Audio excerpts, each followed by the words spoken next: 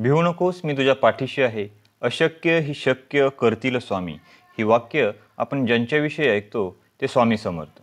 श्री स्वामी समर्थ हे साक्षात भगवान दत्तात्रयांचे अवतार आहेत. या कथामालिकेतील त्यांची ही कथा तिसरी. मुंबईजवळ ठाणे येथे लक्ष्मण नावाचा एक कोळी स्वामींचा परमभक्त होता. त्याचा गलबताचा व्यापार होता. तो आपले सगळे आयुष्य समुद्रात घालवत असे. वेळ मिळेल तेव्हा तो अक्कलकोटला जायचा. तेथे काही दिवस राहून स्वामींचे दर्शन घेऊन त्यांची मनभावे सेवा करायचा. समर्थ हे परब्रह्माचे मूर्त रूप आहे हे लक्ष्मण कोळ्याला माहीत होते. कधीकधी जहाज समुद्रात असताना प्रचंड वादळ येत असे. अशा कठीण प्रसंगी तो स्वामींचे स्मरण करायचा. त्यावेळी स्वामी त्याची सुटका करायचे. कधीकधी स्वामींच्या स्मरणात दंग असायचा. समुद्रातून प्रवास करताना तो स्वामींना जहाजावर बसलेले पाहायचा. त्यावेळी त्याला खूप आनंद व्हायचा.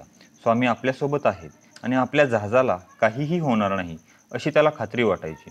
एक दिवशी कोळी आपले जहाज समुद्रातून घेऊन जात असताना सोसाट्याचा वारा सुटून समुद्रात वादळ आले. त्यामुळे जहाजात पाणी शिरून ते जहाज बुडायला लागले. जहाज बुडताना पाहून लक्ष्मण कोळी आणि बाकीचे खलाशी खूपच घाबरले. लक्ष्मणाचेही धैर्य सुटले आणि त्याच्या डोळ्यातून अश्रू वाहू लागले. त्याने स्वामींचे स्मरण करून आर्ततेने त्यांचा धावा सुरू केला. लक्ष्मण कोळींचे स्वामींचे स्मरण करून आर्ततेने धावा करत बोलू लागला. हे अक्कलकोट निवासी श्री स्वामी समर्था, हे गुरुराया, मायबापा, या त्रिलोक्यात एक तुमच्या वाचून कोणीही सहाय्य करणारा नाही. माझ्यावर कृपा करा. तुमचं हे लेकरू मरणाच्या दरवाजापर्यंत पोचले आहे. हे जहाज पूर्णपणे बुडाले आहे. कोळ्याचे हे आर्त स्वर स्वामींच्या कानावर आले. त्यावेळी स्वामी सोळप्पाच्या घरी पलंगावर बसले होते. ते एकदम खडबडून उठून उभे राहिले आणि त्यांनी लगेच उजवा हात खाली करून आवेशाने हम्म हम्म हम्म असे म्हणत वर उचलला आणि तोंडाने, लक्ष्मणा, काळजी करू नकोस, बोहरा खूप खोल आहे, तुझ्या नाकातोंडात पाणी गेले आहे, असे काहीतरी बोलू लागले.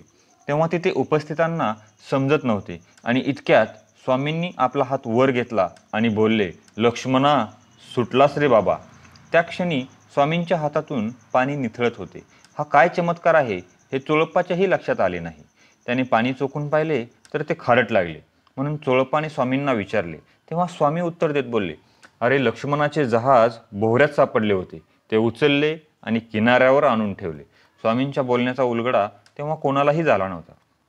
बरोबर 8 दिवसांनी लक्ष्मण कोळी आपल्या कुटुंबियांना घेऊन अक्कलकोट येथे स्वामींच्या दर्शनाला आला. त्याने त्यांच्या चरणांवर अश्रूंचा अभिषेक घातला. त्यांना नैवेद्य आणि दक्षिणा दिली. तेव्हा सर्वांना स्वामींच्या ह्या चमत्काराचा उलगडा झाला. श्री स्वामी समर्थ. हा भाग तुम्हाला आवडला असेल तर नक्की कमेंट करून मला सांगा.